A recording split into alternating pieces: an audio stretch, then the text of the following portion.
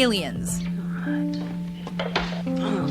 The Alien franchise already had one strong female character in the form of Ellen Ripley. Get away from her, you bitch! For the follow-up, director James Cameron gives us another with the introduction of Vasquez, a colonial marine who doesn't take any crap from anybody. All right, we got 7 canisters of CN20. I said we roll them in there and nerve gas the whole f***ing nest. As her first line of dialogue, we get this little gem that perfectly sets up the character and paints a picture of what kind of woman Vasquez is. Hey, Vasquez. Have you ever been mistaken for a man? No. Have you? Oh yeah, she's a badass. Ain't just too bad. Number 9. 2 Horses Too Many, Once Upon a Time in the West. If the movie Death Wish taught us anything, it's that Charles Bronson is a guy who has no problem messing up a couple of thugs. And when you're getting hassled by hooligans, it's always satisfying to put the fear of God in them before gunning them down.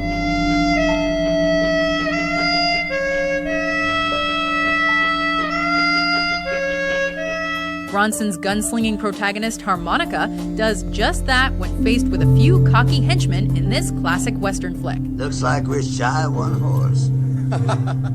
You brought two too many. It's a chilling scene that leaves us a little, dare we say, hoarse.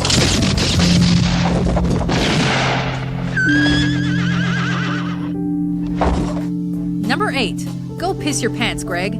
Super bad. By the time college rolls around, I'll be like the Iron Chef at Pound and Vaj. Everyone knows high school's tough, especially when you want to make it into higher social circles. She's gonna be at the party, and she's gonna be drunk, and she likes me at least a little, enough to get with me. Jonah Hill is one such student, and he doesn't take too kindly when his plans for getting laid are interrupted by another classmate. We'll talk about this later. Evan, we're down 2 points.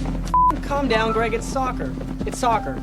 You, man. Hey, Greg, why don't you go piss your pants again? It's just one of many funny lines in a coming-of-age tale that appeals to the awkward nerd in all of us. McLovin! Nice! After all, we can't help but root for Seth, Evan, and Fogel as they get into misadventure after misadventure on their quest to provide a big end-of-summer party with its essential ingredient, booze. These eyes are crying. These eyes have seen a lot of love, but they're never gonna see another one like I have with you. Number 7. Your opinion, man. The Big Lebowski. You got the wrong guy. I'm the dude, man. The wisdom dispensed by the dude has had such an impact on pop culture. It inspired its own religion and philosophy, dudism. That or his dudeness or duder or, El Duderino if you're not into the whole brevity thing. So it's not shocking that he appears on this list with a deceptively simple comeback. I see you roll your way into the semis. Dios mío, man. Liam and me, we're gonna f*** you up. When a rival bowling team starts harassing him and his buddies, Jeff Bridges delivers one of the most articulate and intellectually stimulating replies ever put to film. Yeah, well, that's just like your opinion, man. That response is very much in keeping with the dude's chilled-out vibe. He has no desire to get overly worked up about anything, not even a guy peeing on his rug. That rug really tied the room together, did it not? F***ing A. Number 6. Yippee-ki-yay, Die Hard. I thought I told all of you I want radio silence until further... I'm very sorry, Hans. I didn't get that message. It's always a big moment when the hero and the villain first meet face-to-face in a film. Who are you, then? Just the fly in the ointment, Hans. The monkey in the wrench. But for NYPD officer John McClane, his first interaction with his antagonist comes over a walkie-talkie. Yeah, I'm still here. Unless you want to open the front door for me. The baddie in question, German terrorist Hans Gruber, has taken a group of people, which just happens to include McClane's wife, hostage in Nakatomi Plaza, Los Angeles. You're amazing. You figured this all out already. The two dish out some harsh fighting words before the infinitely quotable comeback leaps out and stops the German thief in his tracks. Do you really think you have a chance against us, Mr. Cowboy? Yippee-ki-yay, mother... Number 5. GBPP, The Avengers. You have no idea what you're dealing with.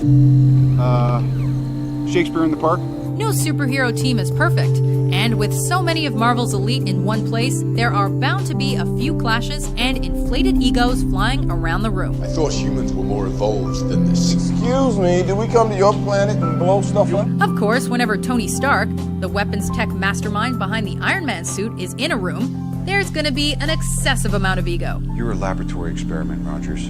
Everything special about you came out of a bottle. One of the funniest instances of Stark's personality getting the better of him is when he verbally spars with Steve Rogers, also known as Captain America, whose personal ideals lead him to constantly butt heads with the billionaire brat. Big man in a suit of armor. Take that off, what are you? Genius, billionaire, playboy, philanthropist. Number 4. How do you like them apples? Good Will Hunting. Well, I'm Will. Skylar. Just goes to show that background doesn't mean a damn thing when trying to impress the ladies. Yeah, I know, I kind of got that impression. Played by Matt Damon, Will Hunting is an impoverished South Bostonian janitor who also has an uncanny ability for solving graduate-level mathematical equations and a certain rough-around-the-edges Irish charm about him. Were you going to plagiarize the whole thing for us? Do you have any thoughts of your own on this matter? Coming from a poorer neighborhood also means that Will doesn't play nice with the Ivy Leaguers. But is that your thing? You come into a bar, you read some obscure passage, and then pretend you pawn it off as your own idea just to impress some girls? He can't help rubbing it in when a beautiful woman chooses poor and charming over rich and snooty. Do you like apples? Yeah. Well, I got a number. How do you like them apples?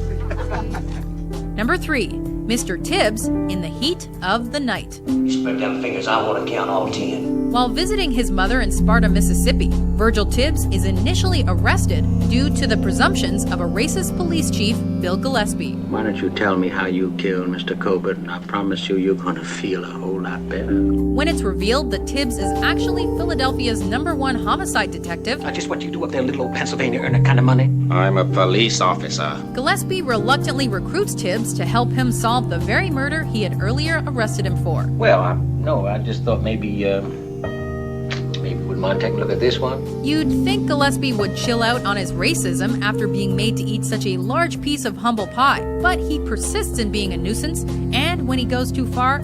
Well, you're pretty sure of yourself, ain't you, Virgil?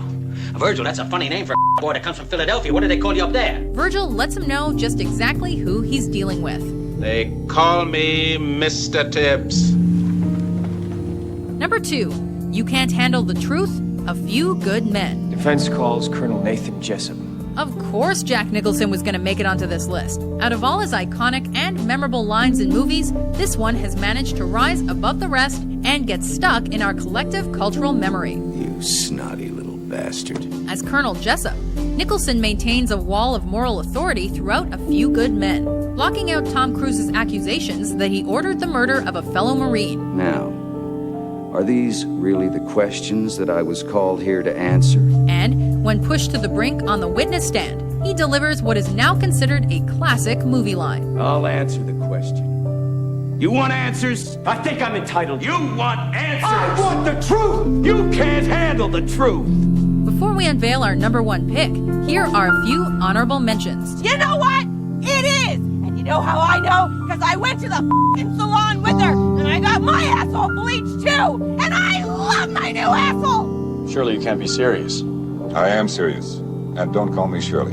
You're Norma Desmond. Used to be in silent pictures. Used to be big. I am big. It's the pictures that got small. Have you lost your mind?